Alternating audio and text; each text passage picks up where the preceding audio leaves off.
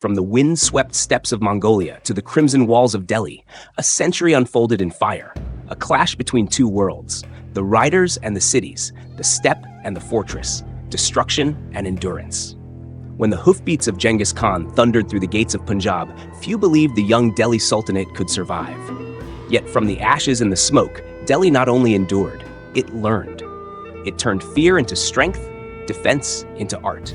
This is not merely a story of battles, but of a civilization learning to rise against the storm of history itself. At the turn of the 13th century, the land that would later be known as the Punjab frontier stood as the beating heart of the crossroads between Central Asia and the Indian subcontinent. Its fields of golden wheat, rivers like the Indus and the Ravi, and the caravan routes that linked it to the fabled Silk Road made it both a blessing and a curse to rule. Lahore, now in modern-day Pakistan, was more than a city. It was a sentinel.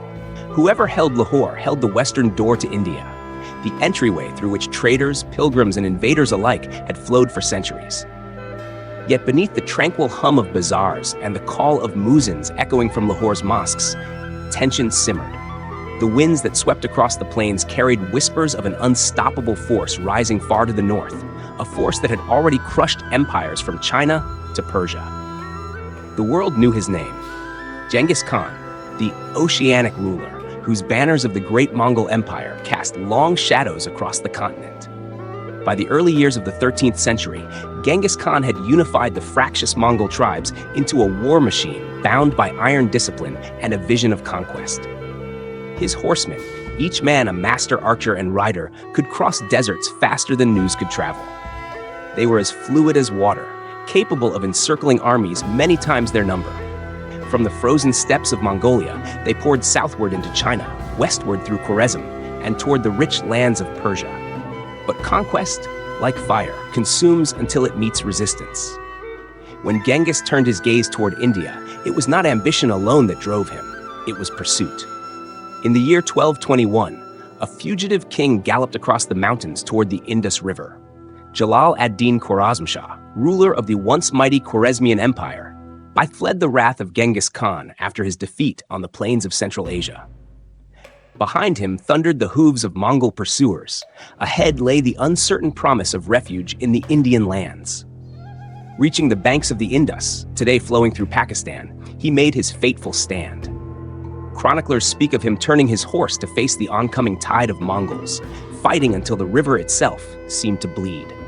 Then, in a desperate act of defiance, he plunged into the waters and swam to safety on the opposite shore, leaving his dynasty behind, but his legend intact.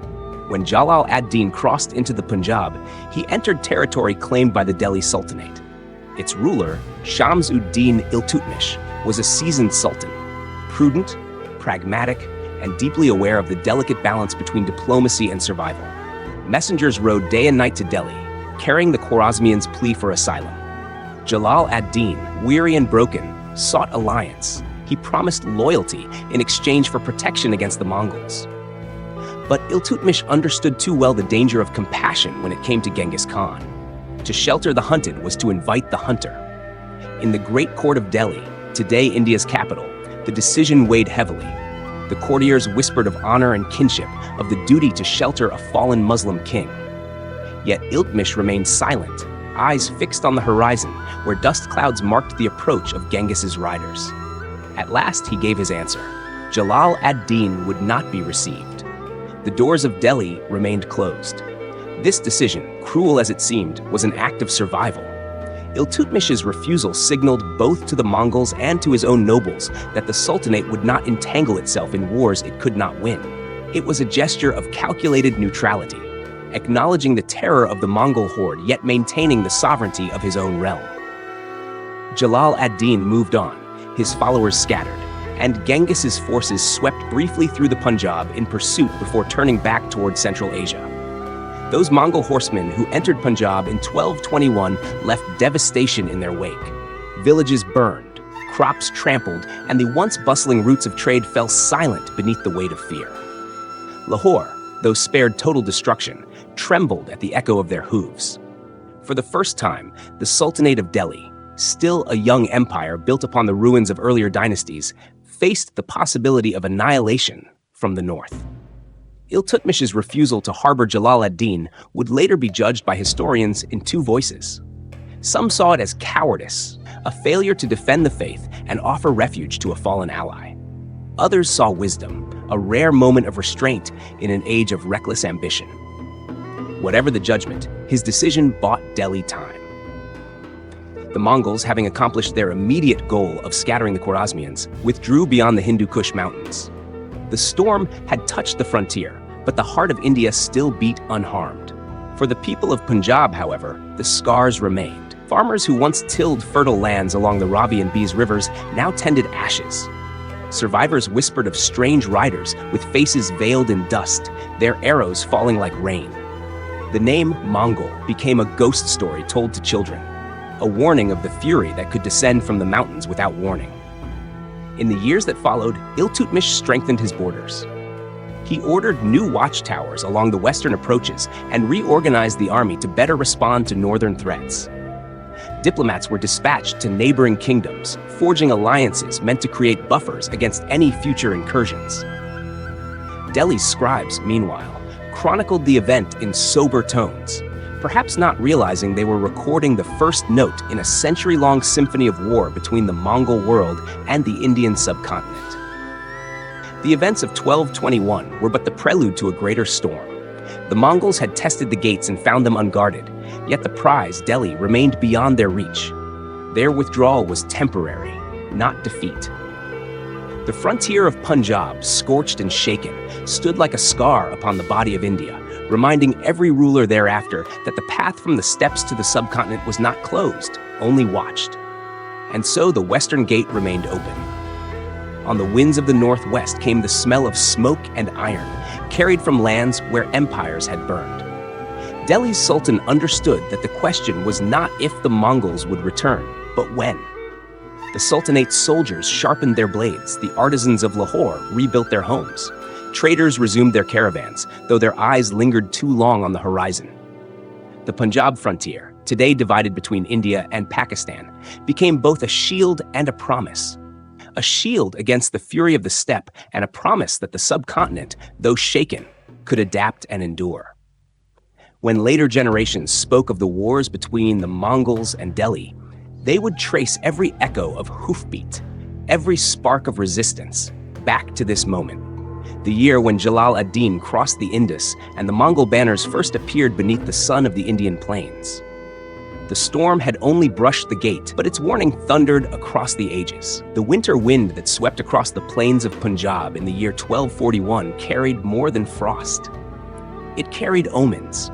Traders along the Grand Trunk Road whispered of black banners seen beyond the Hindu Kush, of riders whose arrows blotted out the sky.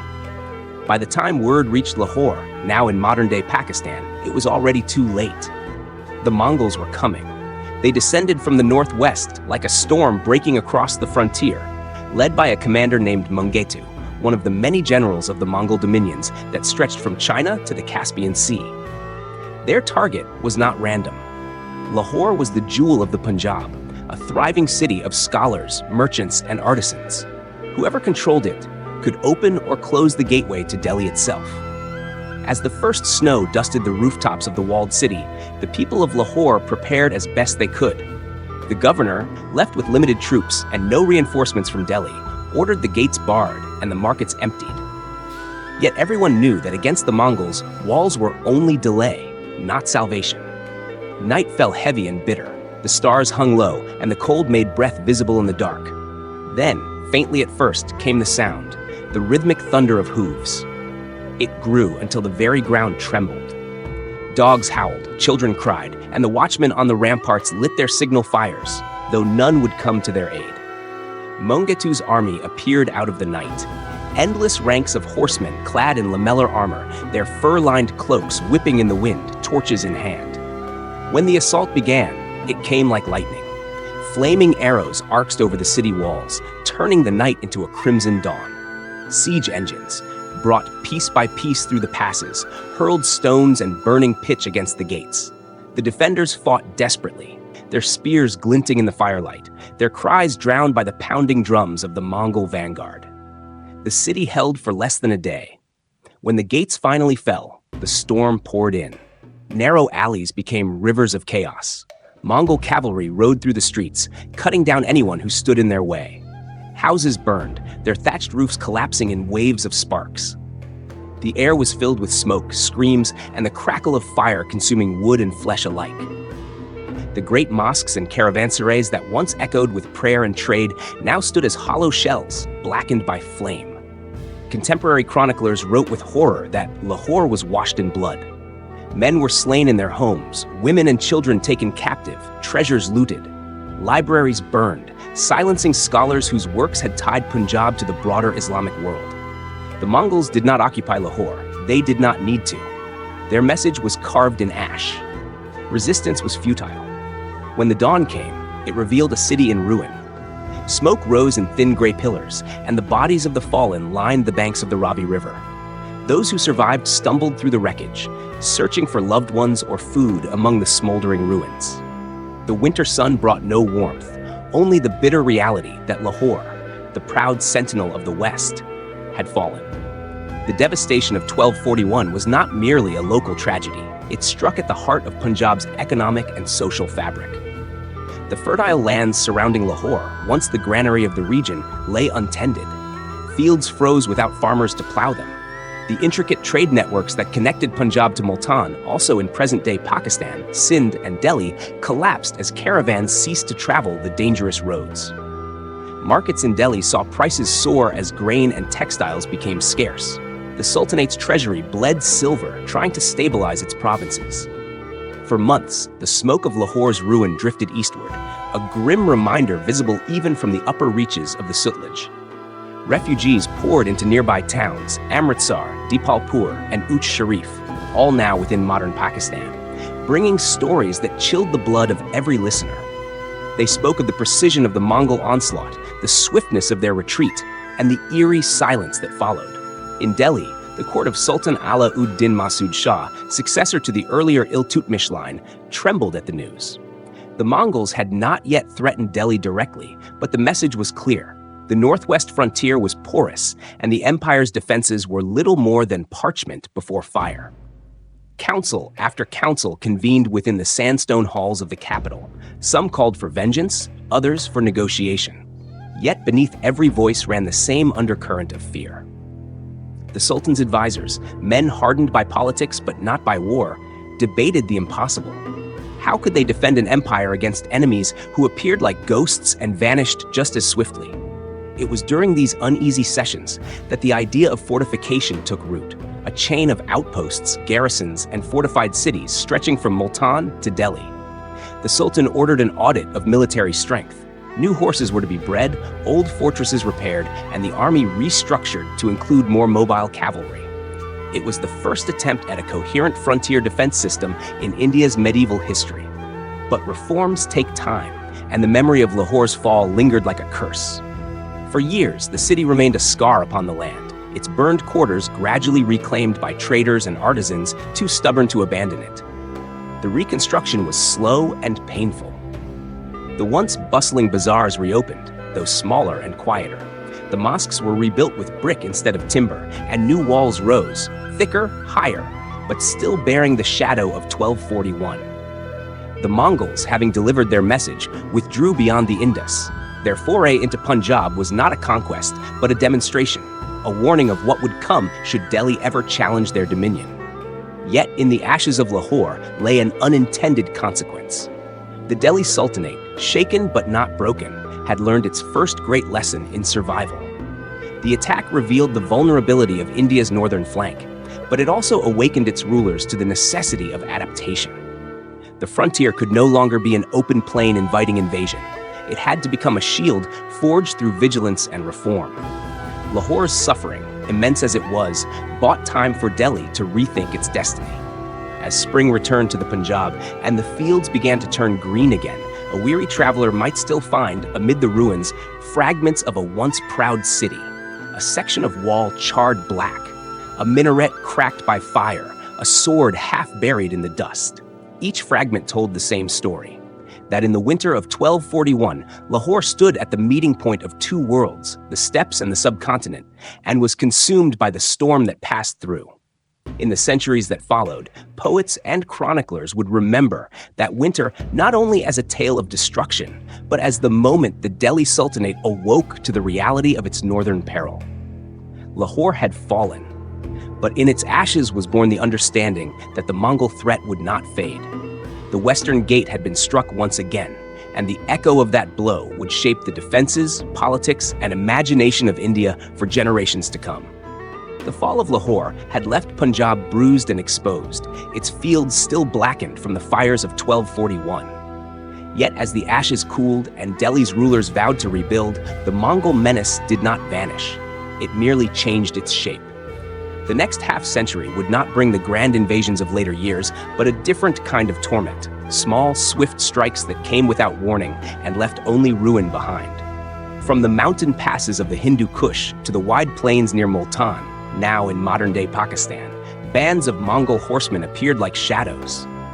They no longer came with the thunder of entire armies under generals like Mengetu, but as detachments of hundreds or thousands.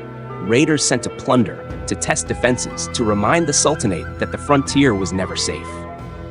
Chronicles of the time speak of smoke rising in unexpected places, of villages vanishing overnight, of caravan trails that became traps.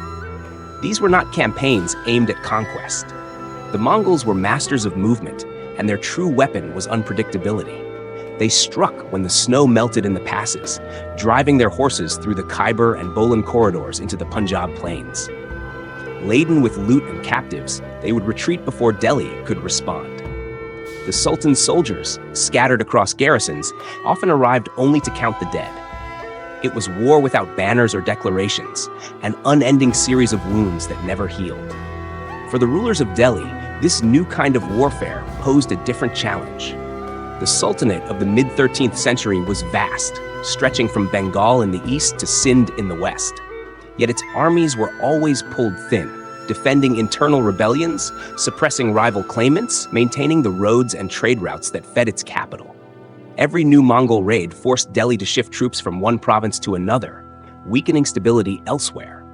The financial burden grew immense. Maintaining cavalry on constant patrol required endless supplies of horses, feed, and weapons. The Sultan's treasury bled gold to pay for repairs to forts, the salaries of soldiers, and the rebuilding of villages burned by Mongol hands. Tax collection faltered as the countryside emptied, peasants fled to safer lands, and once prosperous towns became ghost settlements. From the Mongol perspective, such raids were not aimless cruelty, but part of a deliberate strategy. The Great Khan's commanders understood that they could not yet conquer India's heartland. Its monsoon climate, dense forests, and heavily fortified cities made sustained campaigns costly. Instead, they turned to attrition, wearing down the frontier, draining its resources, and keeping the Sultanate perpetually off balance. Their cavalry moved with supernatural speed, striking at dawn and vanishing by dusk. They carried little baggage, surviving on what they plundered, and communicated across vast distances with signal fires and messengers. Theirs was a warfare of motion, and against it, the heavy infantry and fortress-based tactics of Delhi seemed sluggish and outdated. In Punjab and Multan, the toll was merciless. Farmers abandoned their fields. Traders rerouted their caravans southward to avoid the danger zones. Entire communities migrated east, seeking protection nearer to Delhi or within the fortified cities of the Gangetic Plain. The once wealthy towns of Uch and Dipalpur, today both in Pakistan, became garrison outposts, their bazaars filled more with soldiers than merchants. The Sultan's officials, desperate to keep order, raised taxes on the surviving villages, further deepening resentment among the people. The social fabric of the frontier began to fray. Sindh, too, suffered in silence. The Mongols, skilled in desert warfare, occasionally swept down along the Indus, burning settlements and looting storehouses before slipping back into the hills. The region's governors sent frantic reports to Delhi describing the raids. They came like wind, one letter reads, and when we gathered our courage, they had become dust again. These decades of low-intensity conflict reshaped the Sultanate's very identity. The rulers of Delhi realized that they could no longer rely on reactive defense. The Mongols had taught them that the empire's greatest weakness lay in its communication. News of attacks took days, sometimes weeks, to reach the capital. By the time reinforcements arrived, The enemy had vanished. Thus began a quiet transformation that would later bear fruit under the Khalji dynasty. The Sultan's administrators set about building a network of signal posts and couriers across the frontier. Watchtowers were constructed along major routes, each within sight of the next, allowing fires or flags to send messages across great distances. Local chieftains were enlisted into frontier militias, no longer just subjects of taxation, but partners in defense. It was an early attempt at what modern historians might call an intelligence system, though its lifeblood was still rumor and courage rather than bureaucracy. Alongside these defensive reforms came an evolution in the Sultanate's mindset. The endless raids hardened both rulers and people. Soldiers stationed in the north grew used to constant alertness. Their horses slept saddled, their bows always strung. In the bazaars of Delhi, tales of Mongol cruelty turned from terror into grim legend, shaping a collective resolve. The Sultanate, though wounded, began to learn the rhythm of its enemy, the seasonal tides of Mongol movement, the likely routes of entry, even the signs in the sky that foretold an attack. By the last decades of the 13th century, the frontier had become a living wall of vigilance. Its garrisons at Multan, Lahore, and Dipalpur, though repeatedly attacked, had learned to withstand the storm. Smaller Mongol bands still raided, but the days when they could burn entire cities without warning were fading. The Sultan's commanders, now better trained and quicker to mobilize, met them in open fields rather than hiding behind walls. Yet this uneasy balance came at a cost. The people of Punjab lived under the constant specter of invasion. In villages near the frontier, every newborn child was said to have heard the hooves before their first words. The economy never fully recovered. The granaries that had once fed Delhi were now half empty. But from the hardship grew resilience, a collective instinct for survival that would define the region for centuries. The Mongols, for their part, never ceased to test the frontier. They watched and waited, their envoys carrying word back to their khans about Delhi's strength and weaknesses. And though the raids diminished in intensity by the late 1280s, they were not gone. The Sultanate had survived the bleeding years, but the true storm was yet to come. By the eve of the Khalji dynasty's rise in 1290, the Delhi Sultanate stood wary and battle-scarred. The Mongols had failed to take the empire's heart, but they had succeeded in reshaping its pulse. Lahore still bore the scars of fire, Multan bristled with garrisons, and along the Indus frontier, the watchfires never went out. It was a long, exhausting duel between an empire of cities and an empire of riders, a contest of endurance rather than conquest. And though no great battle marked this era, its legacy would prove as vital as any victory. For when the Mongols returned in greater force under the Khalji's reign, Delhi would be ready, not unafraid but unbroken, its lessons learned in the long shadow of those relentless, silent years. By the final years of the 13th century, the Delhi Sultanate had endured half a century of Mongol terror. The land still bore scars, burned villages, ruined granaries, and the weary silence of border towns that had learned to live with fear. Yet when the Khalji dynasty rose to power in the year 1290, a new spirit entered the throne room of Delhi. Change came not as a whisper, but as a declaration. Jalāl-ud-Din Khalji, the founder of the new line, was not born into the luxury of the earlier sultans.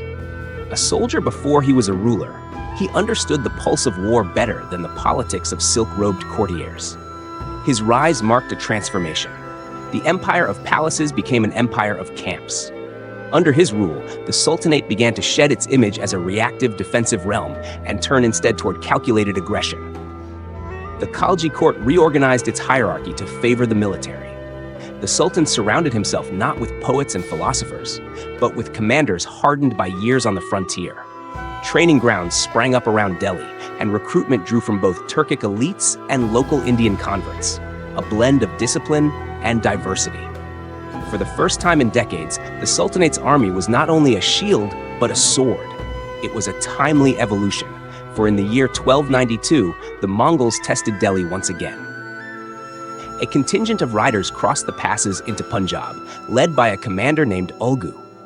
Their objective was simple: raid, plunder, and perhaps, if fortune favored them, push deeper toward Multan and Lahore. Yet this time, the frontier did not yield as it once had. When the Mongol advance reached the outskirts of Punjab, Jalāl-ud-Din acted with swiftness rare among his predecessors. He dispatched a force northward under trusted lieutenants of seasoned men who knew the terrain and the enemy's habits.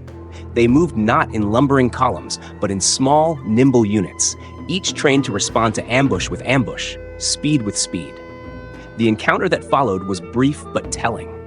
Near the region of Dipalpur in present-day Pakistan, the Mongol force was intercepted. A skirmish erupted across the dusty fields, arrows hissing, war cries clashing with the pounding of hooves. For once, it was the Mongols who found themselves surrounded. Jalāl's men, using decoy detachments and hidden cavalry, cut off Ulgu's escape. When the dust cleared, the Mongol commander was captured alive, his men slain or scattered. The capture of Ulgu reverberated across the frontier like a thunderclap. To the soldiers of Delhi, it was more than a victory, it was vindication. For decades, they had fought an enemy who came and went like a storm, untouchable, unconquerable. Now, for the first time, a Mongol leader knelt in chains before the Sultan. Chroniclers recorded that when Ulgu was brought to Delhi, crowds gathered to see the man whose kind had once burned Lahore. The sight of his defeat was a balm to a wounded nation. Jalāl-ud-Din, unlike some rulers before or after him, chose restraint. He did not execute Ulgu in vengeance, but treated him as a symbol of the empire's regained strength. The gesture was deliberate, mercy used as propaganda. It declared that Delhi was no longer a trembling fortress, but a confident power, capable of conquering and forgiving alike. Following this success, the Sultan moved to fortify what he had gained. The victory against Ulgu was small in scale, yet its implications were vast. Jalāl-ud-Din ordered the reinforcement of Lahore and Multan, establishing permanent garrisons rather than temporary camps.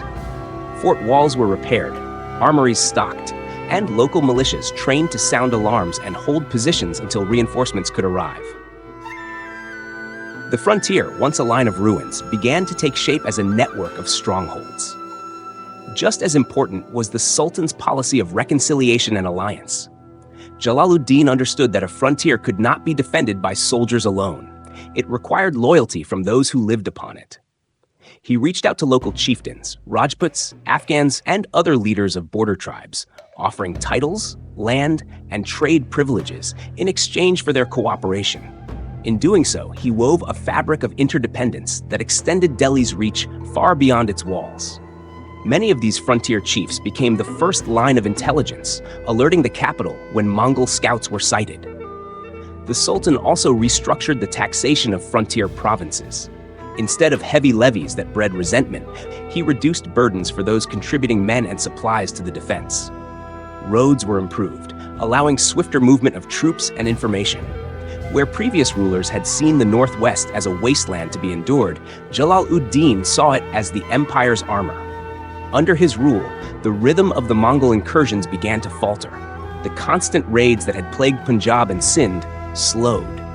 The Mongols still probed the border, but now met resistance at every crossing. Their quick strikes encountered fortified watchposts, their supply lines harassed by allied tribes. For the first time, Delhi was dictating the pace of engagement. It was not yet full-scale war, but the balance was shifting. What had begun as a campaign of survival was turning into a test of dominance. The Mongols, long accustomed to seeing Indian cities as easy prey, found themselves confronting an enemy that had learned their methods. The use of mobile cavalry, decentralized command, and rapid response, all hallmarks of Mongol warfare, were now mirrored in the armies of Delhi. Yet beyond the military triumphs, something subtler was changing. The morale of the empire was awakening. Bards sang of Jalāl-ud-Din's courage and the capture of Ulgu as if it were a victory of civilization over chaos. The people of Punjab began to rebuild with renewed confidence, their markets reopening under the shadow of new walls. Farmers returned to their lands, knowing that the Sultan's forces now patrolled the riverbanks. The Mongol threat was far from extinguished, but for the first time in memory, it had been repelled through organized strength rather than luck or diplomacy. The defense of Delhi was no longer a passive hope, it was a deliberate design. Jalāl-ud-Din Khalji's reign, though brief and often overshadowed by his successor Alauddin's later exploits, marked the turning of the tide. His reforms laid the foundation for the centuries' coming struggles, transforming fear into fortitude. The Mongols had tested the frontier and found it hardened. In the silent corridors of Delhi's citadel, where once the sultans had spoken in whispers of retreat, there was now talk of strategy, expansion, and pride. The empire had found its backbone again. The western winds that once carried the echoes of Mongol hooves now carried something different. The sound of Delhi preparing, not to endure the storm, but to meet it head-on. The winter sun rose pale over the plains of Punjab, glinting off the frozen surface of the Sutlej River. For weeks, reports had reached Delhi of Mongol riders moving southward, thousands of horsemen under the banners of the Chagatai Khanate. They swept down from the passes, burning villages and slaughtering farmers, their arrows blackening the sky over the fields near Kasur and Jaran Manjur, both in what is now Pakistan. The land trembled once again beneath hooves from the north. By the time the Mongol vanguard reached the banks of the Sutlej, the countryside lay in chaos. Smoke rose from torched granaries, and refugees streamed eastward toward Delhi, their faces gray with ash and fear. The memory of Lahore's destruction decades earlier was still raw, and the people whispered that the great storm had returned. Yet this time, Delhi would not cower behind its walls. A new sultan ruled now, Alauddin Khalji, nephew and successor of Jalaluddin, and his rule would be forged in fire. Alauddin Khalji was not a man of hesitation. Upon hearing that the Mongols had crossed into Punjab, he summoned his two most trusted generals, Ulugh Khan and Zafar Khan. In the great courtyard of Siri, under a sky streaked with smoke from the blacksmith's forges, the Sultan gave his command. The Mongols must be crushed before they could advance another league. There would be no waiting for reinforcements, no negotiations. Ride fast, he said, and let the Sutlej carry their dead. The army moved with astonishing speed. Zafar Khan, famed for his daring, led the vanguard, a compact force of cavalry chosen not for their numbers but their courage. Behind him marched Ulugh Khan with the main division, tasked with securing the supply lines and ensuring the Mongols could not retreat north. Together, they were the embodiment of the Khalji Reformation. Disciplined, mobile, ruthless. As dawn broke on the 6th day of February, the two armies met at the banks of the Sutlej near Jaran Manjur. The Mongols, confident from their previous raids, arrayed themselves in open formation, their banners fluttering against the wind. They jeered across the river, mocking the Delhi troops who seemed trapped on the opposite bank. The water ran cold and deep. No place for horses, no bridge in sight. But Zafar Khan was not a man bound by hesitation. Without waiting for orders, he spurred his horse into the water. One after another, his men followed, their shouts rising above the roar of the river. Horses plunged and stumbled, armor gleamed beneath the surface, and the icy current tore at them. Yet they pressed on, driven by faith and fury. The Mongols had not expected such madness, and in that moment of disbelief, the tide of battle turned. When Zafar Khan's vanguard reached the far bank, they came like an unleashed storm. Mud splashed beneath hooves. Arrows hissed through the air. The clash of steel rang like thunder. The Mongols tried to rally, their archers forming the deadly crescent that had broken so many foes before. But the Delhi cavalry struck before they could reform. Zafar Khan led from the front, his sword flashing in the pale light as he cut through the Mongol ranks. The chroniclers would later write that he seemed possessed by fire, shouting prayers between blows, his armor stained with dust and blood. Behind him, Ulugh Khan's division crossed the river at a shallower ford, sealing the Mongols' fate. Surrounded and disoriented, the invaders faltered. The ground, softened by winter rains, turned to mire beneath their horses, sapping their speed. The disciplined Khalji archers, trained to shoot from horseback, rained arrows with deadly precision. Within hours, the chaos that had begun with Mongol confidence ended in massacre. By midday, the plains were littered with the dead. Chronicles speak of 20,000 Mongols slain, their bodies carried downstream by the Sutlej. The survivors fled north, abandoning their loot and wounded. The Delhi army, exhausted but exultant, did not pursue. They had accomplished what no Indian army before them had done. They had met the Mongols in open battle and destroyed them. When news reached Delhi, the city erupted in celebration. Drums echoed from the gates, and the call to prayer mingled with the chants of victory.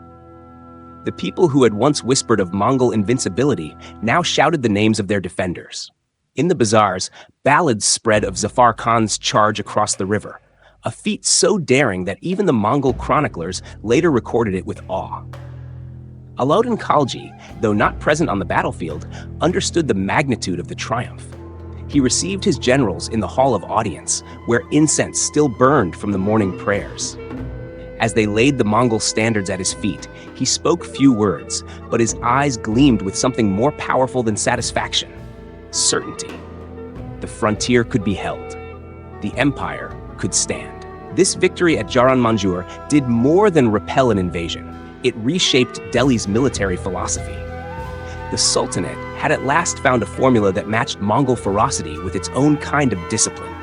The use of rapid response cavalry, coordination between independent units, and the willingness to meet the enemy in open terrain all became the cornerstone of Delhi's defense. For Alauddin, the triumph carried deeper meaning. His authority, still fragile after seizing the throne from his uncle's bloodline, now stood unquestioned. The nobles who had doubted his right to rule saw divine favor in the rout of the Mongols. The soldiers adored him. The populace hailed him as the savior of Hindustan. From this moment forward, he ruled not merely as a successor, but as the embodiment of defiance against the Northern Terror. In the months that followed, the Sultan ordered new garrisons established along the western frontier. Forts were repaired, roads reinforced, and spies dispatched into the mountain passes to monitor Mongol movements.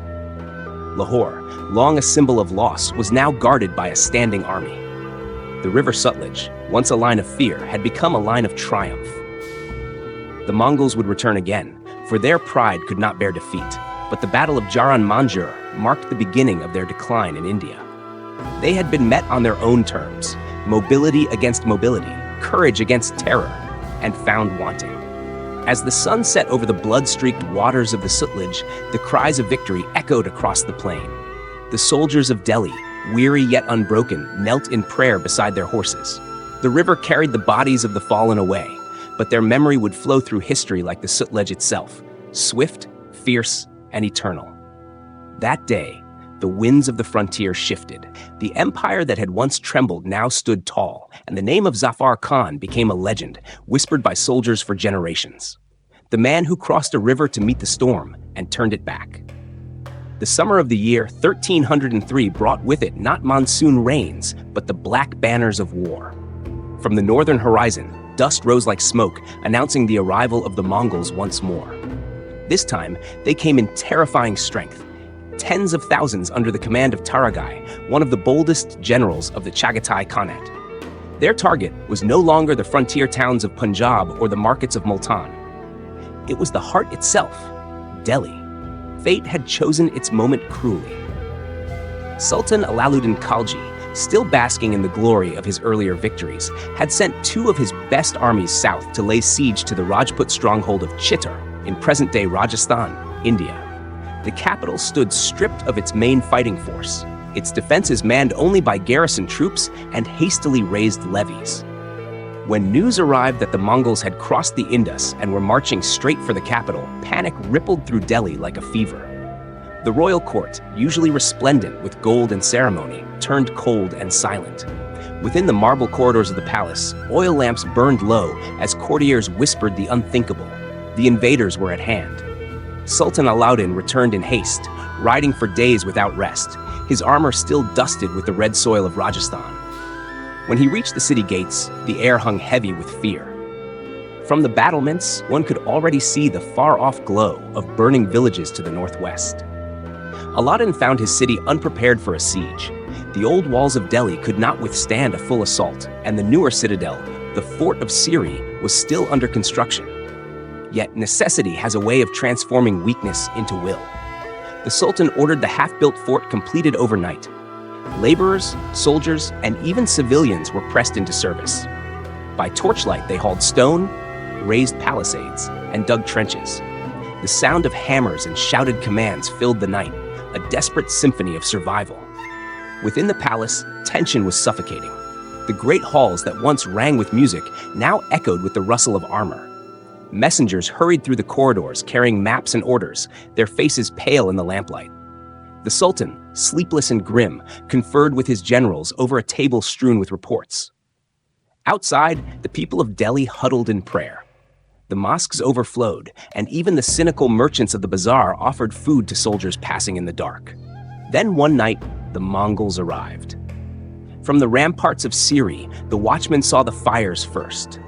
Rings of flame surrounding the plains outside the city. Taragai's forces encircled Delhi like a tightening noose. They pillaged the outer villages, cutting off supply lines and driving refugees toward the walls. For nearly 2 months, the sound of hooves and the cry of terror were constant companions. The Mongols advanced to the outer suburbs, burning granaries and gardens. The fields that had once fed the city turned to black ash.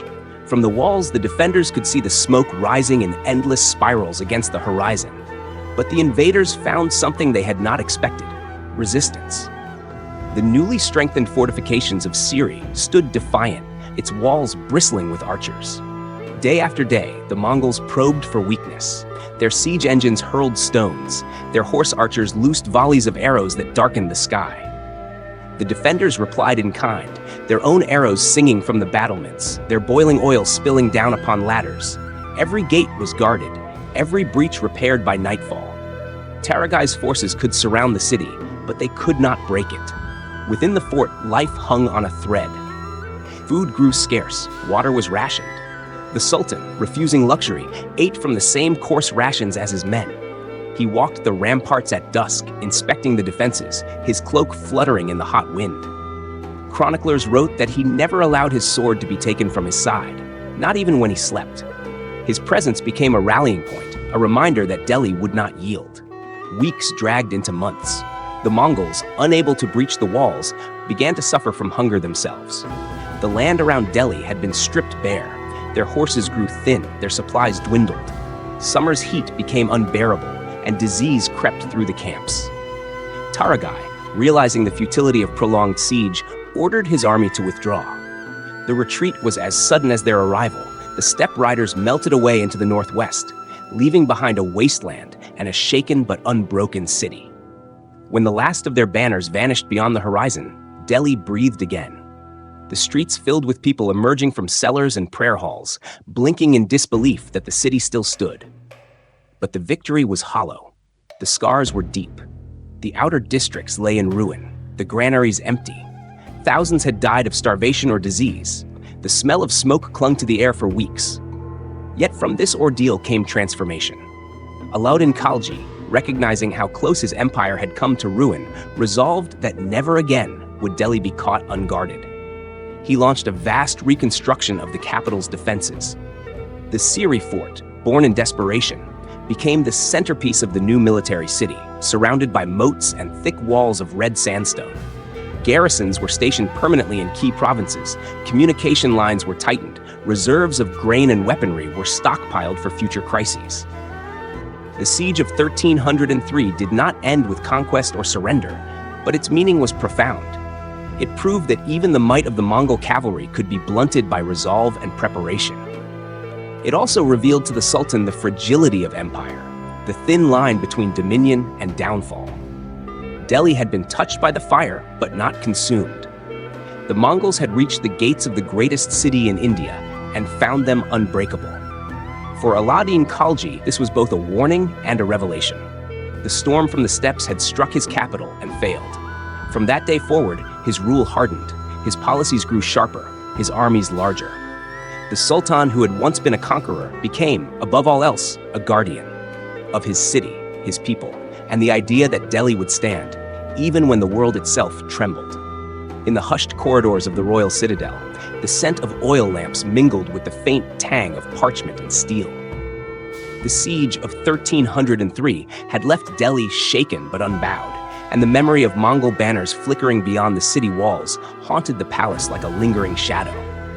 Within those long, echoing halls, where gold mosaics caught the dim glow of lamplight, ministers and generals whispered of the enemy from the north, of Taragai's retreat, of what might come next. The murmurs carried a single truth: the Mongols would return. Alauddin Khalji sat upon the peacock throne, not as a ruler basking in triumph, but as a strategist deep in calculation. He had seen how close his empire had come to collapse, how fear could crack even the strongest walls. In the quiet after the siege, he transformed Delhi from a capital of courts and scholars into a fortress of command. He understood that to survive against the relentless horsemen of the steppes, Delhi had to think like them, move like them, endure like them. The Sultan's orders came swift and precise. The unfinished bastions of Siri Fort were expanded, their red sandstone walls thickened until even siege engines could not breach them. Massive gates of iron and teak rose where open roads had once run freely. Around the city, a ring of fortified posts, known as thanas, took shape, each linked by messenger routes and watchfires. In the west, new garrisons sprang up in Lahore, Multan, and Dipalpur, now in Pakistan, each commanded by officers handpicked for their loyalty and resolve. Every outpost was supplied with food, horses, and weapons enough to endure a year's siege. Siri itself became more than a fortress. It was the nerve center of an empire at war. Within its walls, the Sultan gathered architects, generals, scribes, and treasurers, men who mapped not only the terrain of the frontier, but the very arteries of the state. The hum of construction never ceased. Stonemasons at dawn, blacksmiths by dusk, and guards patrolling through the night.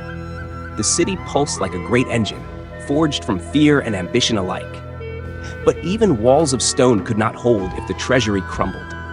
Alauddin knew that wars were not won by swords alone. They were bought, funded, and sustained. Thus began one of the most rigorous financial and military reforms in the history of medieval India. The Sultan increased land revenue across the empire, setting the rate at nearly half the agricultural produce, a burden heavy yet necessary. The wealth of nobles and merchants was tightly monitored. Hoarding and profiteering were punished.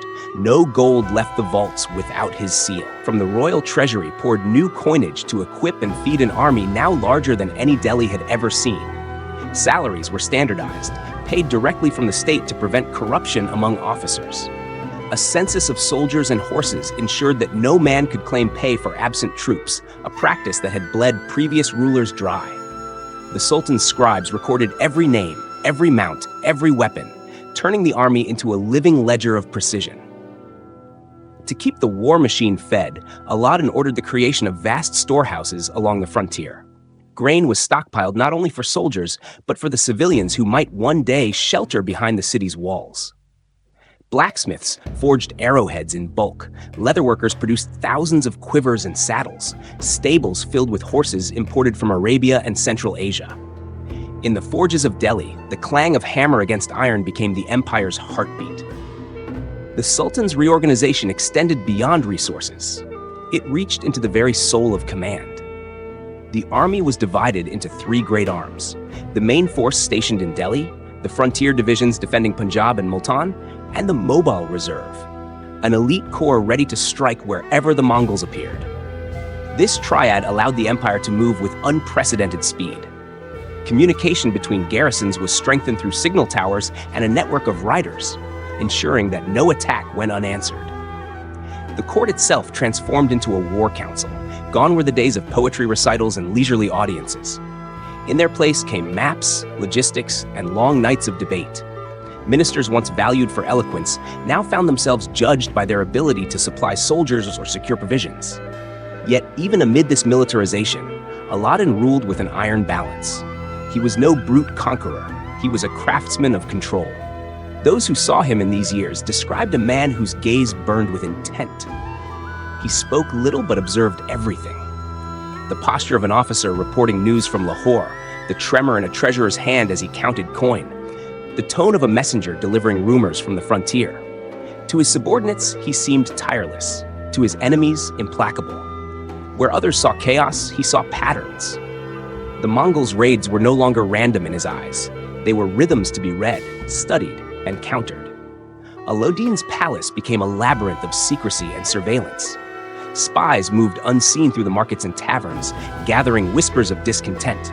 The Sultan knew that wars were not only fought beyond the walls, but also within them, against treachery, greed, and complacency. His measures were harsh, yet they brought order to a realm long fractured by rebellion and fear. Underneath this discipline lay the Sultan's greatest strength: foresight. He no longer thought of defense as a desperate reaction, but as an art of anticipation. The Mongols would strike again, of that he was certain, but when they did, Delhi would be ready. Every soldier drilled in formation, every horse kept battle fit, every fort provisioned for the long haul. This transformation came at a price. The burden of taxation weighed heavily on farmers and merchants, and murmurs of discontent echoed through the bazaars. Yet even those who cursed the Sultan's taxes did so behind closed doors, knowing that his iron rule was the shield between them and the Northern Terror. In the years following the siege, Delhi ceased to be merely a city. It became a symbol, a bastion of defiance.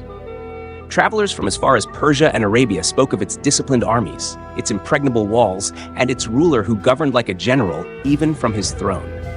Alauddin Khalji had turned fear into structure, panic into preparation. His empire no longer waited for the Mongols to come, it planned for them. And in the golden glow of the palace lamps, beneath the murmurs of officials and the scratching of quills on parchment, one could almost hear the Sultan's unspoken vow. The next time the storm reached Delhi, it would break upon a wall of iron and fall. The winter plains of northern India lay cloaked in mist when the thunder of hooves returned once more from the northwest. The Mongols, fierce as ever, had gathered their might again. Between 30 and 50,000 riders under the command of Ali Beg and Tartak. Their banners, black and red against the pale December sky, streamed across the Punjab plains and down into the Gangetic Basin. It was their boldest invasion yet, their final bid to crush the Delhi Sultanate that had defied them for decades. The year was 1305. The earth was hard with frost, the rivers low, the wind sharp. Villagers fled before the approaching storm, leaving behind the faint smoke of their burning homes. The Mongols came not as raiders this time, but as an army of conquest.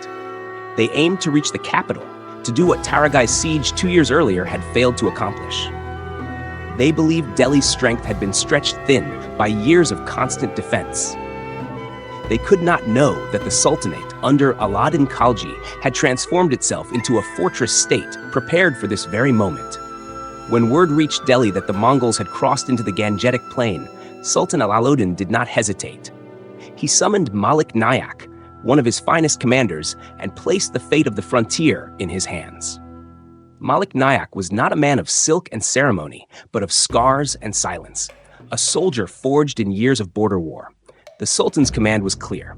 No more sieges, no more waiting behind walls. Delhi would strike first. Malik Nayak assembled his army swiftly. Veterans of Jaran Manjur, frontier horsemen from Multan, and fresh recruits from Delhi's standing garrison all rode under his banner. Moving westward with the discipline of a single will, they intercepted the Mongols near Amroha, a small but strategic town in what is now Uttar Pradesh. The plains there were open, perfect for cavalry combat, an arena where both sides would rely on speed, precision, and endurance. As dawn broke on the 20th day of December, the two armies came into sight of one another. The Mongols, confident in their numbers and skill, formed their familiar crescent formation, intending to envelop their foe. But Malik Nayak had studied their ways. Instead of waiting for the storm to descend, he launched his own attack first. The Delhi cavalry surged forward, their horses armored, their bows strung. Dust rose like fog across the field as the front lines collided. The air filled with the sound of trumpets and the whine of arrows slicing through the cold wind. From the flanks, Malik Nayak's hidden reserve struck, cutting into the Mongol lines before they could complete their encirclement. It was the Sultanate's new doctrine in motion. Mobility against mobility, precision against chaos. The Mongols fought with ferocity, their horse archers wheeling and firing in deadly rhythm, but the Delhi troops pressed relentlessly. The clash of steel became a deafening storm. Cries of men and beasts mingled with the thudding rhythm of drums. Through the smoke and dust, Malik Nayak's banner remained visible, a red pennant that advanced steadily, never yielding. As the battle raged into midday, the Mongol formation began to break. The Delhi soldiers had turned their own tactics against them, splitting their ranks and isolating their commanders. Ali Beg's contingent was encircled, his men cut down by waves of sword and lance. Tartak tried to rally the remaining horsemen, but the field was already lost. Confusion spread among the Mongols as arrows rained from all sides. Their discipline faltered. The invincible riders of the steppe found themselves trapped in alien terrain, hemmed in by rivers and forests. By sunset, the plains of Amroha were a graveyard. Contemporary accounts record that 20,000 Mongols lay dead, their bodies strewn across the field, their horses wandering riderless. 9,000 more were taken prisoner. Sultan Alauddin, in a display both of justice and deterrence, ordered that the captives be executed, an act harsh by any measure, but one that sent a message across the steppes. The road to Delhi was closed. The victory at Amroha was not merely a triumph of arms, but of transformation. For decades, the Mongols had dictated the rhythm of war, when and where battles would be fought, how the frontier would bleed. Now, under Alauddin's leadership, Delhi had seized control of that rhythm. The empire no longer waited for its enemy to strike. It met the threat in open field and shattered it. When Malik Nayak returned to Delhi, he was met not by the riotous celebration that had followed earlier victories, but by solemn reverence. The Sultan greeted him in the fortified city of Siri, not with gold or poetry, but with a warrior's embrace. For both men knew what this victory meant. The Mongols, who had haunted India's borders for nearly a century, had reached the limits of their ambition. In the weeks that followed, the plains of Punjab and the banks of the Sutlej grew quiet. Scavenger birds wheeled over abandoned camps. The surviving Mongols fled northward, their columns broken, their confidence shattered. No great invasion would come again in Alauddin's lifetime. The Chagatai Khanate, torn by internal strife, turned its attention westward. The frontier that had once bled freely now held firm, its wounds finally beginning to scar. For the people of the Sultanate, the victory at Amroha marked the end of an age of terror. Farmers returned to their lands, caravans once more crossed the trade routes, the bazaars of Lahore and Multan filled with the sounds of life instead of lamentation. Yet the memory of the battle remained sharp. Soldiers sang of the day when Malik Nayak's cavalry thundered through the Mongol lines like a storm breaking upon the plain. Poets called it the day the steppe bowed to the city. Alauddin Khalji's rule, already strong, became unassailable. His enemies at court fell silent. His authority was unquestioned. The empire's borders, long fragile, now stood firm beneath his command. Delhi, that great citadel of the plains, could finally breathe without fear. The Battle of Amroha was not the grandest of wars, nor the most celebrated in song, but it was the fulcrum on which history turned. It marked the beginning of the Mongol decline in India and the solidification of Delhi as an enduring power. The storm that had once thundered at its gates now faded into distant rumble beyond the mountains. And as winter deepened over the fields of Amroha, the last echoes of battle died away, leaving behind a silence filled with dread, but with the calm certainty of victory, hard-won, and peace long overdue. The dawn of the year 1306 rose cold and colorless over the northern plains.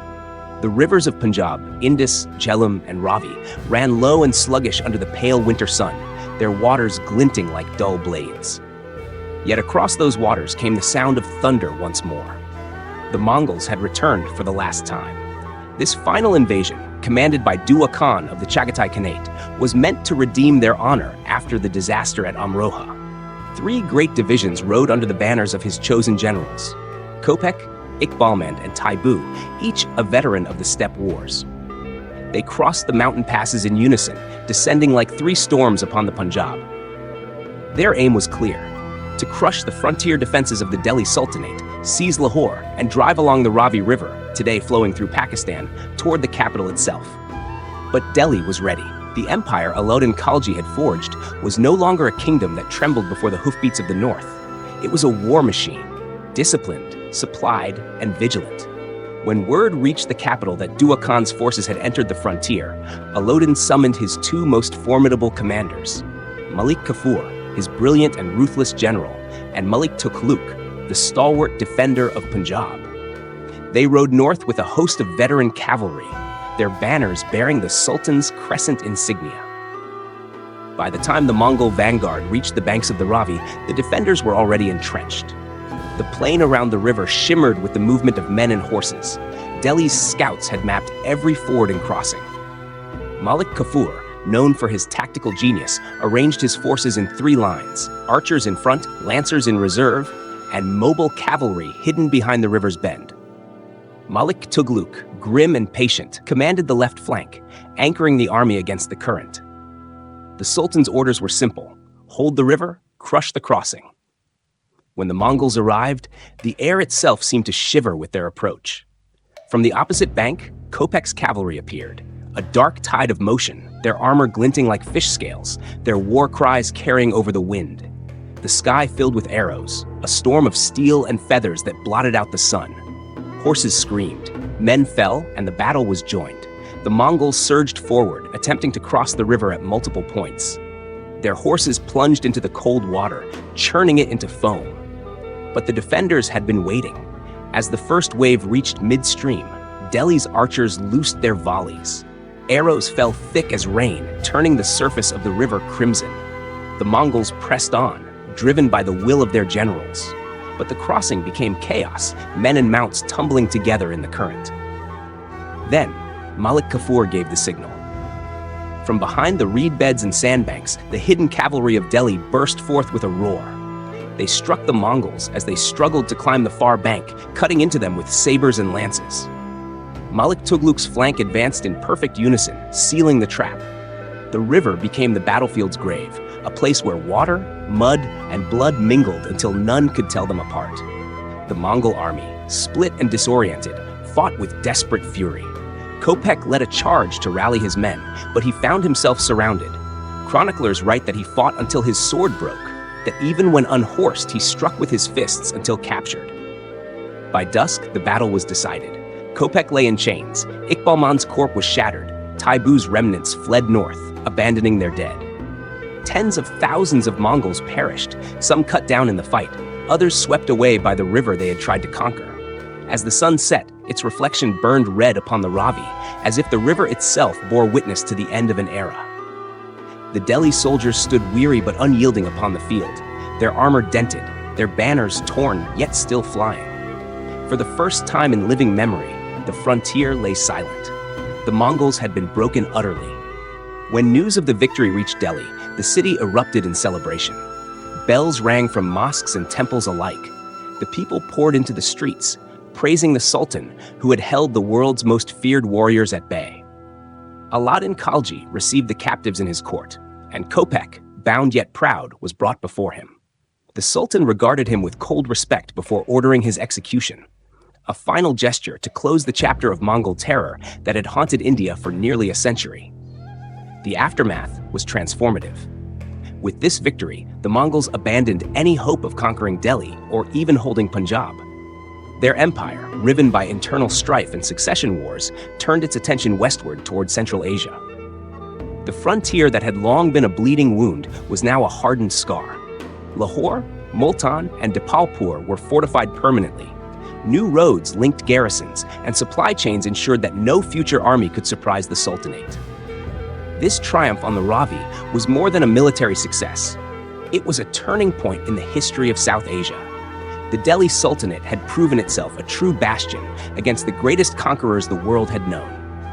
While China and Persia had fallen before the Mongol tide, India endured, its walls and warriors standing as a living barrier at the edge of the steppes. Historians would later call Delhi the fortress of the subcontinent, and Alauddin's name would be remembered as the ruler who halted the storm. The battles of Jaran Manjur, Amroha, and now the Ravi formed a trilogy of defiance, marking the transformation of an empire born from survival into one founded upon mastery. As the winter winds swept across the Punjab plains, the river Ravi flowed quietly again, washing away the traces of battle. But beneath its tranquil surface lay the memory of a war that had reshaped the destiny of two worlds, the steppes and the subcontinent. The Mongol thunder faded beyond the mountains, never to return. And in Delhi, under the watchful eyes of the fort of Siri, the Sultan's banners flew unchallenged, shimmering in the light of a dawn that at last belonged to peace. When the last echoes of battle faded from the banks of the Ravi in the year 1306, a strange calm settled over the northern plains. For the first time in nearly a century, the horizon showed no dust of oncoming hooves, no banners of the steppes. The Mongols had turned back for good, their power unraveling in distant Central Asia. What remained in their wake was not only destruction, but transformation, a hardened empire that had learned to survive the unthinkable. The Delhi Sultanate under Alauddin Khalji entered a new phase, an era of consolidation and reform, of deliberate stability after decades of siege. The Sultan, ever wary, did not mistake victory for safety. He knew that peace was never a gift, but a fortress built stone by stone. Thus began a quiet revolution in governance, defense, and identity. The scars of the Mongol Wars had left Delhi with a clear lesson: survival demanded structure. The haphazard defenses of the early 13th century were replaced by a vast and organized military system. Fortresses that had once stood as isolated bastions were now linked into a web of command. From the western edge of Multan to the walls of Siri, every fortress was tied to its neighbor by relay routes. Messengers on horseback, signal fires on the hills, and storage depots that kept soldiers fed even when war returned. The frontier cities, Lahore, Deepalpur, Multan, were rebuilt as citadels rather than mere settlements. Their walls rose higher, their gates heavier, and their garrisons permanent. The sultans that followed would inherit not only stone and mortar, but the mindset of vigilance. In this transformation lay the Sultanate's greatest achievement. It had turned fear into infrastructure. Beyond the walls, the military itself evolved into a disciplined machine. The army was no longer a loose confederation of feudal contingents, but a centralized force, paid and equipped directly by the state. The emphasis shifted toward mounted warfare. The Sultanate became a nation of horsemen. Thousands of war horses were imported from Arabia and Central Asia, bred and trained to endure both heat and battle. Equally vital was the expansion of intelligence. Alauddin understood that wars were won before the first arrow was loosed. He created a vast network of informants, spies, and frontier watchers who reported on every movement beyond the passes. Caravan merchants, travelers, even shepherds were drawn into the net of information. From these reports, maps were drawn, and the rhythms of the frontier, seasons, raids, alliances, were recorded. For the first time, Delhi could see beyond its horizon. The Sultan's new strategy was no longer reactive.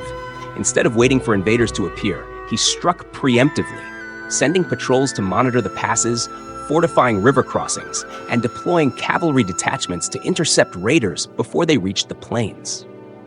In this way, the empire turned its once fragile frontier into an active line of defense. While the army became sharper and the walls stronger, the realm within those walls began to heal. The Punjab and Sindh, long scarred by invasion, slowly returned to life. Villages repopulated, markets reopened, and trade caravans once again wound their way from Persia and Central Asia to Delhi. The Sultan's officials tightened control over taxation, ensuring that wealth flowed back into the treasury that had once been drained by endless war. The new fiscal policies were strict, sometimes severe, but they provided the foundation for reconstruction. Artisans and merchants found new purpose in this stability. Cities like Lahore and Multan, which had burned a generation earlier, now thrived as centers of craft and learning. The grand mosques were rebuilt, their minarets rising like symbols of defiance against the past. Farmers returned to their fields, and harvest festivals once again filled the air with song instead of the stench of smoke. Economically, the Sultanate prospered. Trade flourished along the Grand Trunk Road.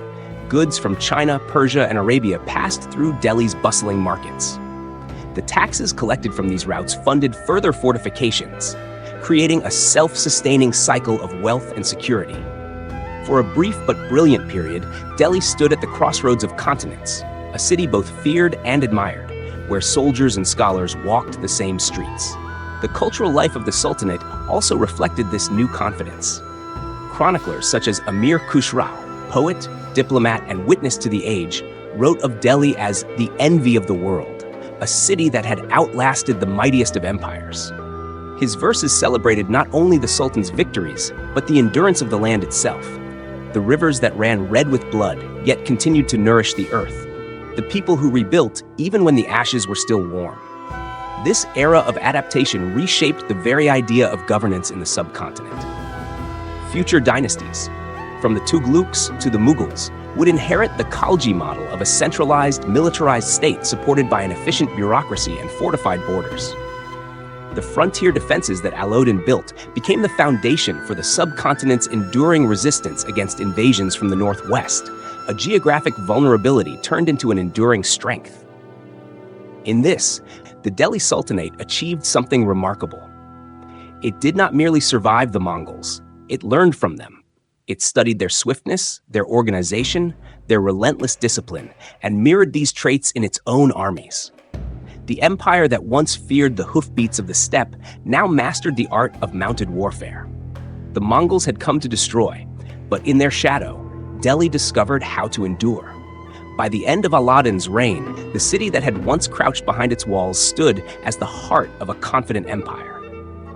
The northwestern border, long a bleeding wound, had become a scar that defined rather than weakened it. The Mongol threat had forged the Sultanate's identity, an empire of order born out of chaos, of vigilance born out of fear. The world beyond the Hindu Kush still trembled under Mongol rule, but in India, the tide had turned. Delhi had not only withstood the storm, it had learned to build with the debris it left behind. The lessons of that age, discipline, unity, foresight, would echo through centuries, shaping the subcontinent's politics and defense long after the dust of Mongol hooves had vanished into history. And so, as the sun set over the newly fortified walls of Siri, the empire no longer looked anxiously toward the northwest. Instead, it gazed outward with calm resolve, knowing that the storms of the world might rage again, but Delhi would stand, as it always had, unbroken and unbowed. From the frozen steppes of Mongolia to the sun-scorched plains of Hindustan, the clash between the horsemen of the north and the cities of the south spanned nearly a century of blood, resilience, and transformation. Between the years 1221 and 1306, the Mongol invasions of India unfolded like the arc of a tempest, rising in fury, breaking upon the walls of Delhi, and finally dissipating into history. What began as the pursuit of a fleeing prince across the Indus River ended as one of the most remarkable sagas of endurance in the medieval world. The first wave came under Genghis Khan himself in the year 1221, when the Great Khan's pursuit of Jalāl ad-Din Khwarazm-Shah drove his riders into the Punjab. It was a reconnaissance by fire, brief, brutal, and unforgettable. 2 decades later, in the winter of 1241, Mungatu's forces swept down again, burning Lahore to the ground and leaving the land scarred for a generation. From that moment until the late 13th century, the frontier bled under the constant rhythm of raids, swift, merciless strikes that tested the resolve of every ruler in Delhi. The tide began to turn only with the rise of the Khalji dynasty. Under Jalāl-ud-Din Khalji in the 1290s, the Sultanate learned to strike back, capturing Mongol commanders such as Ulgu and transforming defense into defiance. The decisive shift came under Alauddin Khalji. At Jaran Manjur in 1298, his generals Ulugh Khan and Zafar Khan destroyed a Mongol army at the Sutlej River. In 1303, the siege of Delhi tested the empire's endurance. And finally, between 1305 and 1306, the twin victories of Amroha and the Ravi crushed the invaders utterly. By the dawn of the 14th century, the Delhi Sultanate had transformed from a beleaguered kingdom into a citadel of power that no northern storm could breach. The consequences for Punjab and Lahore were profound and paradoxical. For nearly a century, these lands stood as the anvil upon which the fate of India was hammered. The constant invasions left them scarred, villages depopulated, cities reduced to ashes, and trade routes severed. Yet from this devastation arose renewal. Lahore, burned and rebuilt more than once, emerged stronger, its defenses deeper, its people hardened by experience. The Punjab frontier evolved into a zone of both suffering and adaptation, a crucible where cultures mingled, soldiers were forged, and the concept of a border defense took root. The social landscape too was altered beyond recognition. Old aristocracies fell. New local elites rose through military service and loyalty to the Sultanate. The economy of Punjab, once centered on trade and agriculture, now pulsed with the rhythm of garrisons, smithies, and supply routes. Multan and Deepalpur became towns of soldiers rather than merchants, and their bazaars echoed more with the clatter of armor than the calls of traders. The Mongol threat, terrible as it was, reshaped the frontier from a periphery into the empire's vital spine. For the Delhi Sultanate, the impact was even more enduring. Each invasion had forced a new stage of evolution. The loose, feudal military of the early 13th century hardened into a centralized war machine. Administration shifted from ad hoc local governance to a disciplined hierarchy controlled directly from Delhi. Revenue systems were refined, not for luxury but for survival, feeding soldiers, repairing fortresses, and ensuring the army could move faster than the enemy. The Sultanate's bureaucracy grew sharper, its communications swifter, its will more unified. Under Alauddin Khalji, these reforms reached their zenith. The empire became both sword and shield, capable of expansion in the south while maintaining a vigilant eye on the north. The Sultan's policies of taxation, intelligence, and supply management laid the foundation for later dynasties. Even centuries afterward, when the Mughals rose to power, they inherited not a fragile memory, but a structure, an empire whose spine was born from the wars against the Mongols. And yet, to understand this history fully, one must see the Mongols not only as destroyers, but as catalysts. They were more than marauders. They were a strategic reality that shaped the political geography of South Asia. Their invasions forced Delhi to modernize, to professionalize its military, to centralize its power. They imposed upon the Sultanate a kind of discipline that peace alone could never have achieved. The Mongol incursions also marked the limits of the steppe empire's reach. While the Mongols could conquer the deserts of Persia and the plains of China, the Indian subcontinent presented challenges beyond even their ferocity. Its geography, rivers, jungles, monsoons, was alien to their cavalry warfare. Its cities were fortified with stone rather than earth, its rulers capable of fielding armies large and well-supplied. The Mongols' strength was mobility, but the land itself conspired to slow them. By the early 14th century, the Delhi Sultanate stood as the southernmost frontier of the Mongol world, a wall they could batter but never break. Beyond it, the steppes lost their momentum. The empire of Genghis Khan had met its edge not in deserts or mountains, but in the resilience of a civilization that learned faster than it bled. For the Indian subcontinent, the legacy of these wars was twofold: devastation and defense. Entire generations knew the price of vigilance, yet from that suffering grew institutions that would define Indian polity for centuries. The centralized army, the frontier fortresses, the intelligence networks, all were products of a century-long duel with the North. Even when peace returned, the Sultanate kept its sword sharpened. The echoes of that struggle carried through the centuries. Every fortress built along the northwest frontier, every army mustered in the shadow of the Khyber Pass, every ruler who feared the horizon to the north, all were descendants of the lessons learned between 1221 and 1306. The Mongols had come seeking conquest, but they left behind something unintended: the blueprint of India's endurance. Thus, the story of the Mongol Wars in India is not merely one of invasion and defense, but of transformation. The steppe thundered to the gates of Delhi, and instead of collapsing, the city learned to roar back. Out of ruin came order, from fear, fortitude. And when the dust of the last Mongol hooves settled over the Ravi, what remained was not silence, but the steady, unyielding heartbeat of a civilization that had refused to die. Centuries have passed since the thunder of Mongol hooves faded from the plains of Punjab, yet the echoes of that distant storm still carry meaning in our own age. History, when stripped of dust and distance, is not a relic. It is a mirror.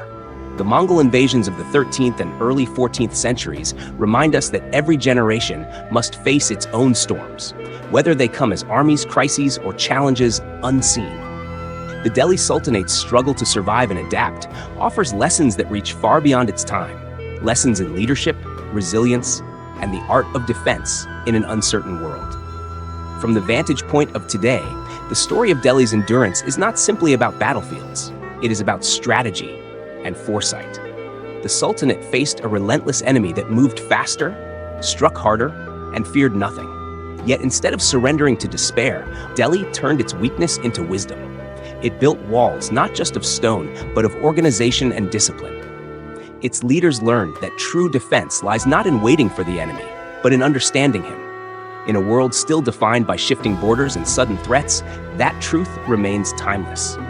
At the center of this transformation stands one figure, Sultan Alauddin Khalji. His legacy is complex, his rule at times ruthless, but his genius undeniable.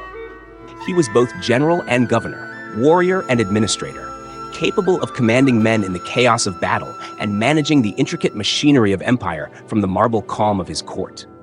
In him, we see the rare union of sword and scroll, of strength and intellect. His leadership teaches that survival is not merely a matter of power, but of balance, the ability to see the battlefield and the council chamber as parts of the same war. Within the story of the Mongol invasions, the dual worlds of battlefield and court intertwine like threads of a single tapestry. On one side lies the roar of war, the clash of steel, the cries of horses, the rivers turned red. On the other, the silent corridors of power, the flicker of oil lamps on stone walls, the whisper of quills over parchment, the quiet calculations that decide the fate of nations. Every victory on the plains of Punjab began with a decision made in the hush of the palace. Every strategy forged under the glow of a lamp was tested in the blaze of combat. The history of Delhi in this era is not merely one of soldiers and kings. It is the story of how thought and action, intellect and courage must march together. The cultural and social echoes of these wars stretched far beyond the battlefield. The Punjab frontier, once a line of constant devastation, became a symbol of resilience. Its people, farmers, traders, and soldiers alike, learned to live with vigilance, to rebuild faster than they were destroyed. Over time, the very geography of the region changed. Towns became fortresses, markets became supply depots, and the land itself turned into a living bulwark. Meanwhile, Delhi emerged as a fortress capital, a city both imperial and indomitable. Its walls bore not only scars of war, but the pride of survival. Economically, the trials of invasion forced innovation. Systems of taxation, logistics, and military supply evolved to meet the demands of constant threat. Socially, the shared experience of endurance wove diverse peoples, Turks, Afghans, Indians, into a single fabric of necessity. The Mongols, intending to break the subcontinent, inadvertently helped forge a more unified and disciplined polity. In this paradox lies one of history's ironies, that destruction can sometimes be the mother of creation. For those of us who look back through the lens of time, the saga of the Mongols in Delhi is more than a tale of swords and sieges. It is a meditation on human will. Every civilization stands at the edge of its own frontier, facing challenges that test its unity and its vision. The question is never whether danger will come, but how we will meet it when it does. As viewers, scholars, or simply curious travelers of the past, we at Spark History World might ask ourselves, what do we learn when the horsemen ride again? Not from the steppes, but from the crises of our own making. We learn that survival demands adaptability. We learn that leadership is not born in comfort, but in trial. And above all, we learn that history's greatest strength lies not in victory, but in the will to rise after every fall. The story of Delhi's defiance ends not with silence, but with continuity. The fortresses built by Alauddin's order still stand in fragments across the subcontinent. Siri, Tughlaqabad, the ruins of Multan's bastions, mute witnesses to an age when endurance itself was a weapon. Their stones speak of a civilization that learned to bend, but not break, to suffer, but not surrender. So, as the lamps burn low and the curtain of history falls upon this chapter, we are left with a single reflection. The Mongols came with fire, but Delhi answered with resolve. Empires may rise and fall, armies may march and vanish, yet the lessons remain, for nations, for leaders, and for each of us. In every age, the hoofbeats at the gate return in new forms, and each time they do, the echo from centuries past reminds us, stand firm, learn swiftly, act wisely. The storm can be endured, the gate can hold.